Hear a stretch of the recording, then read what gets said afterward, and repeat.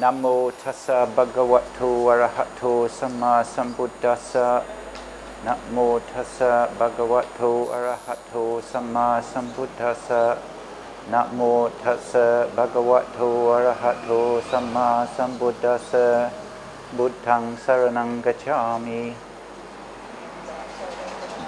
Dhammang saranang gacchāmi.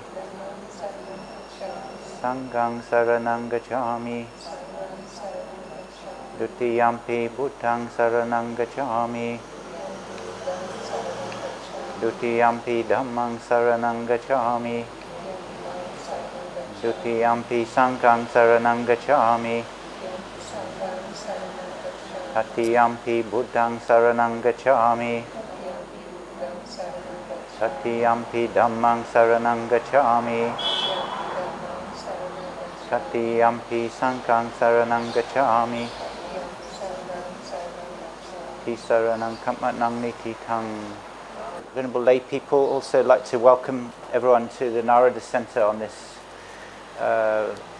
first occasion. We're trying to have a sutta discussion. Usually what happens in like Dhamma propagation work, often it becomes the work of one individual to present Dhamma and for many people to listen. Can you hear me, or shall I use the mic?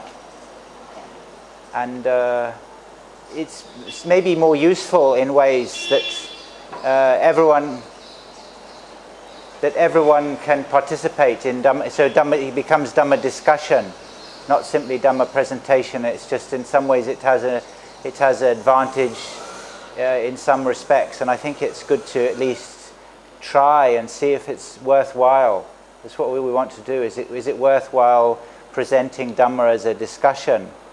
Because what's good about it is you get different viewpoints, and it can be more enjoyable for everyone because everyone has to engage and participate. And I think the object of this is not that we all agree, but we can all investigate together. And even if we can end up having our own opinion, at least if we could remain harmonious and not arguing, but just to enjoy the opportunity to talk Dhamma. And usually then, everyone will gain something different. Everyone gains to make some progress. And then what happens often with Dhamma discussion is people reflect on it after the occasion. Some of the progress you make might not even be today, but later on you think about what you said or what someone said, and then it's helpful for your own, in sort of reflections later on. So hopefully that's, the opportunity of, that's what we're aiming at today. Just as a way of beginning it, my idea was to do this Bhaddekarata Sutta, which is from the Majjhima Nikaya. And it's a very short and beautiful discourse, and it covers a lot of territory. In some ways it might, because of its brevity and so on, it might seem as though you could cover it very easily and quickly, but actually it's got many, it's got many challenges in it. There's many, like, to understand it. So even, when I thought of doing it, I thought it could even, you could even take even 2 evenings to talk about it in some way. It depends really, it depends. Let's see what happens anyway. That's my idea, is just to try this. And the Bhaddekarata Sutta, it revolves really about one single verse, which and then I think there are a group of 3 discourses, and each discourse has a slightly different explanation. And what I've done on these sheets, which you have, is to present the 2 main explanations for it, and hopefully then we've covered every aspect with it. What I've done with these sheets is, as far as possible, actually to not translate. There are certain key terms which I've left in Pali, and I've done that deliberately, so that I don't prejudice the discussion. If I translated it, I might affect it, and I want to leave that open. In some ways, I've translated it, and you could disagree to some respect with that, and you're welcome to do that. If you prefer a different word or something, then that's this is your opportunity to to say how you would understand these words. So if I could begin maybe just by reading this. This is my translation of this verse, and then see what happens. So this is when the Buddha addressed the monks and said, "Monks, I will teach you the summary and exposition on auspiciousness." Badeka. Bad is different ways of explaining that word. I've simplified it just by calling it auspiciousness.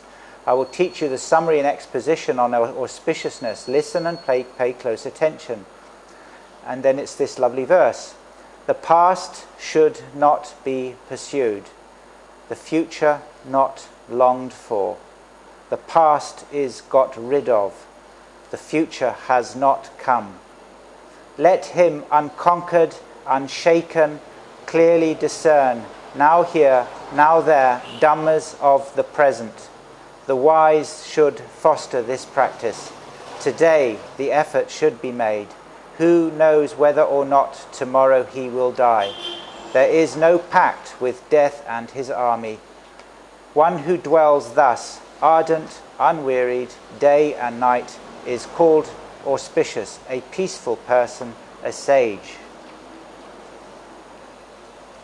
So that's this lovely Bhadekarata, the summary. That's the summary, and then the exposition is what we'll talk about now. And it's an analysis really of those terms, what they each mean, and what that might mean. And so maybe if I can begin that, and then try and encourage you to participate somehow. So then after this, then the Buddha asks the monks, and how, monks, does one pursue the past? And one remembers. You have a memory. In the past there was rupa, and then relish the thought. In the past there was vedana, and relish the thought. In the past there was sanya, and relish the thought. In the past there was sankhara, and relish the thought. In the past there was vijnana, and relish the thought. This is called pursuing the past. And my translation is a little bit here. I've put this just for the first section. Katancha bhikkhave atitang angwa gameti. How does one pursue the past? Ewang rupo, thus form, ahosing, was like that. Atitama dananti, in the past. I think it's even in the distant past. That's how a form was. Tata, there, nunding. I've translated as relish. Sometimes they call that delight, but it's to do with sort of some kind of relish or something. We can talk about what that word means. Samanwaneti.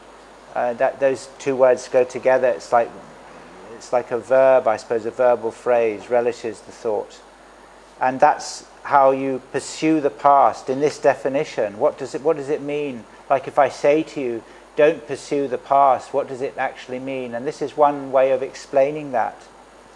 So, and then how do you not pursue the past? And we'll have to come back and talk about this. And then in this case, you still remember the past. There was rupa, but one does not relish the thought. There was vedana, but does not relish the thought. There was sanya, but does not relish the thought. Sankhara, not relish the thought. Vijnana, but does not relish the thought. And in this case, this is how you do not pursue the past. And so that kind of fulfills the definition of the first line of the summary. The past should not be pursued. And it's the difference between nunding and no nunding, which I've called relish, which you might call delight, but we'll talk about that. And then that's the first line, the past should not be pursued. And then the next two paragraphs deal with the second line. And how does one long for the future? If I say to you, you mustn't long for the future, then what does that mean? And it's a very similar exposition. You think in the future, may there be rupa, and you relish the thought. May there be vedana, relish the thought. May there be sanya, and relish the thought. May there be sankhara, and relish the thought. May there be vijnana, and relish the thought. And this is what the Buddha is calling longing for the future.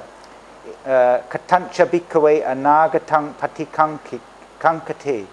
I've used the word patikankati, long for the future. Ewang rupo siyang anagata madanang ti. Tata nunding samanwaneti.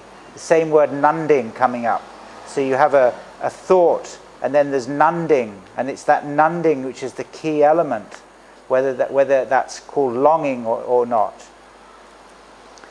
And actually, it also fulfills the definition of patikankati, I think. Patikankati is like wish or desire. And we'll come to that in a minute, because then it says, how does one not long for the future?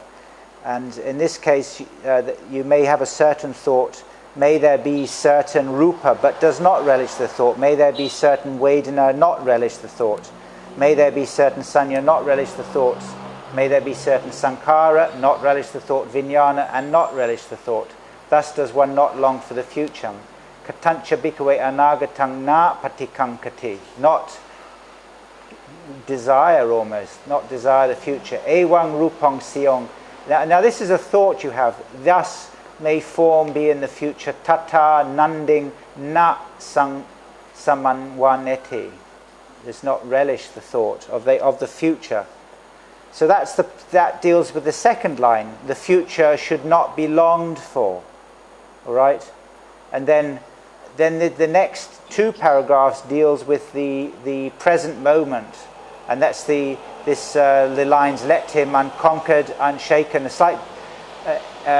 slight mistranslation on your sheets, so you must all bring pens with you. But I've put it here as unconquerable. I think that's incorrect. I think it should be unconquered. Let him unconquered, unshaken, clearly discern now here, now there, dhammas of the present. And this is what this question means when it says, how is one conquered by present time dhammas? What does that term mean? Sanghirati. That's what that word. Asanghirang, asankupang. That's the Pali for the verse. And in this question, they take the word sanghirati. They don't use the other word sankupang, but they say, how are you conquered by the present? What does it mean to be? What does that question mean? Are you conquered by the present? And in this is quite a long explanation, and it's to do with whether or not you see the khandhas as self or not. If you see the khandha as self, that means that's what's called being conquered in the present. And if you see them, do not see them as self, then that's been unconquered, and that fulfills the training the Buddha's saying here. Let her unconquered, unshaken, clearly discern. Now now here, now there, dhammas of the present.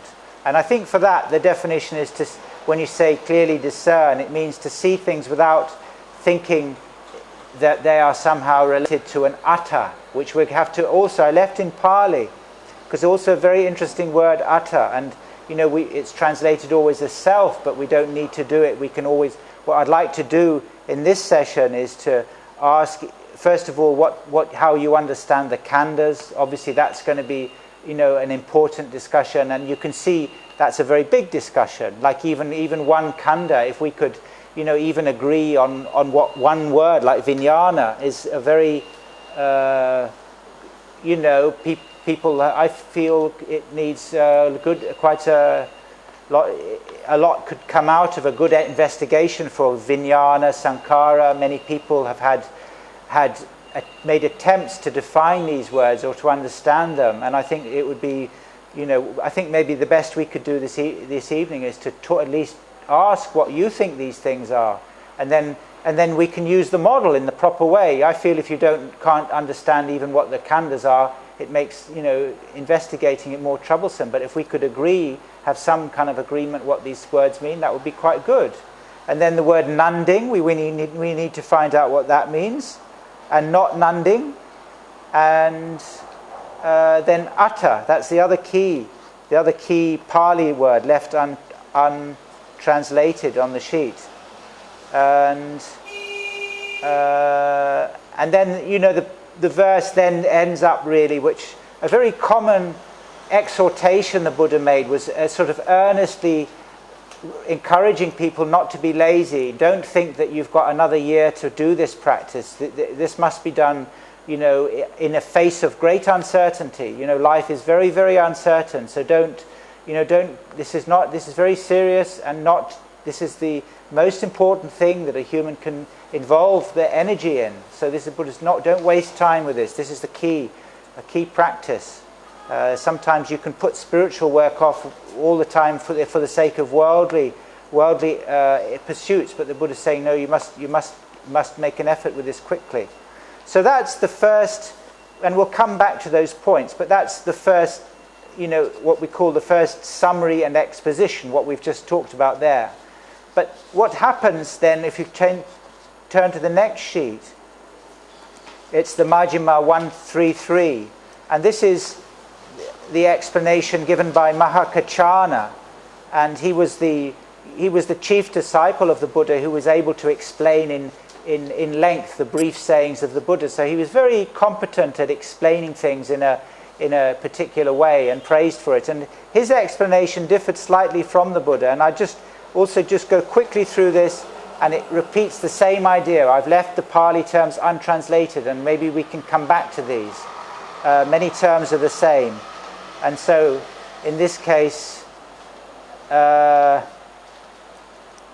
it's still asking this question, how does one pursue the past? It's the same question, right? And answering slightly differently. Chakung, usually called eye. Chakung and rupa. Rupa is usually called visible forms, were thus in the past. And then my translation is this line: one's mind gets attracted to it by enthusiasm and excitement. And you can disagree with that, right? But iti me chakku ahosi, in the past. Atitam madanang, iti rupang tata, there. Chanda raga. Chanda is like desire, or something we can talk about. Raga is passion or attachment.